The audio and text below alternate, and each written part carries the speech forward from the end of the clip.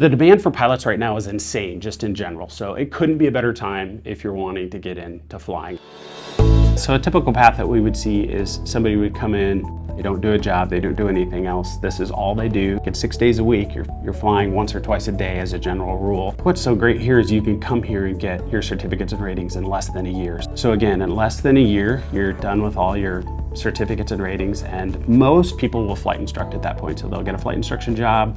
I can think of several people who instructed here for, let's say, a year, or they chose to go somewhere else, maybe back to their home state or whatever, and they instructed there, and then either went to the airlines or went to a corporate job or a charter job. So they'll work for a corporation that owns their own aircraft and is looking for a pilot to fly them. A construction company, for example, would own an airplane, and then they'll say, hey, we are running people all over and we're bidding projects here and here and here. And so they'll fly personnel for that company or that corporation around.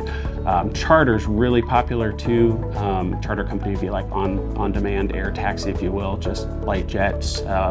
So here in town, for example, they fly coaches, they fly business people, they fly individuals that really anybody that doesn't want to take the airlines. And some people stay with that. Some people stay with the corporate and charter world, and they're like, that's my career, that's what I want to do. And we have other people that go straight from being a flight instructor or whatever that time building method was, and they'll go straight to the airlines. The airlines probably long term will pay the best, and they're probably the biggest pipeline. So probably the highest percentage of our customers go to the airlines. But I like to point out there are other jobs too. I mean, I thought I wanted to be an airline pilot, right? So that was my path. But corporate and charter are also really good.